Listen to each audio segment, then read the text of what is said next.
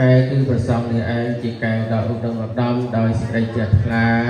ក្នុងការពូសរសើរគុណប្រសងសូមសិរីសុខស្តីជាមង្គលគ្រប់ប្រការចូលកើតមានដល់ឧបាសកឧបាសិកាគ្រប់គ្នាសូមអនុមោទនាក៏ទានមហាកុសលផលបុណ្យទាំងឡាយប្រព្រឹត្តទៅក្នុងបញ្ញកិរិយាវត្ថុទាំងឡាយ10ប្រការមានបុណ្យកើតអំពីការថ្វាយទានកើតអំពីការរក្សាសិលកើតអំពីការគោរពបូជាចំពោះគុណព្រះរតនត្រ័យជាដើមបានសម្រេចហើយដល់ពុទ្ធបរិស័ទទាំងឡាយក្រុមវេនត្រូវត្រង់ចង្ហាន់ប្រសងថ្ងៃ9កើតឆ្នាំខែអស្សុជនេះដែលដាក់នាំបំពេញបុណ្យកុសលដោយវាសិកាកែបុកដូច្នេះមុននឹងបានផ្សព្វផ្សាយនៅមហាកុសលផលបុណ្យទាំងអស់នេះដល់ពពុះញាតិទាំងឡាយសូមគ្រប់ជើងដូចជាវាសិកាតំណាងក្រុមវេនតំណាងពុទ្ធបរិស័ទទាំងឡាយលើមហាកុសលផលបុណ្យទាំងអស់នេះប្រគេនដល់ព្រះធរណធរៈគ្រប់ព្រះអង្គក៏ដូចជាគ្រប់ជួបបុណ្យកុសលនេះដល់ពុទ្ធបរិស័ទទាំងឡាយផងដែរសូមគ្រប់ជើង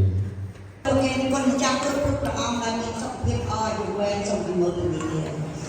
ហើយជូនបាត់លោកតាលោកយាយដែលនៅក្នុងវត្តគឺចាត់ចែងជាចំណាំប្រសងក្តីចំនៅថ្ងៃ9កើតនេះសូមលើកជូនលោកយាយលោកតាឲ្យបិណ្ឌលោកធម៌ខ្ញុំទាំងអស់ឲ្យរួចចាក់ទុក្ខភ័យទាំងអស់គ្នាសូមអនុមោទនា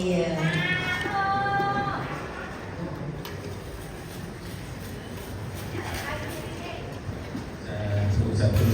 អនុមោទនាបងសូមបានជាបច្ច័យនៃការរួចចាក់ទុក្ខរបស់គ្រប់គ្នាសូមអនុមោទនានឹងជាបុណ្យដែលខ្ញុំប្រកាសណាបានបំពេញហើយព្រះគុណអើយសូមសញ្ចាអង្គទើផលនេះណាជូនញាតិតាបៃតាញាតិមិនគ្រប់នេះគុំមកជួបជុំទទួលផលដែលកូនចាំបានធ្វើនៅអំពើជាមកសាសូមទានឲ្យបានដល់ទុំដល់ថ្ងៃយ៉ាងណាកុសលទាំងអស់នឹងសូមមានអង្គបំណងបំបីព្រែកូនចៅទានដើម្បីសិលផលទានកូនចៅទាំងអស់គ្នាបានរួចជាកុសលឯណា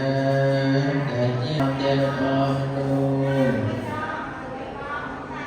នាំសានឲ្យជាប់ចិត្តថានានាខាងអត់ដល់សត្វណាមានសញ្ញាលោក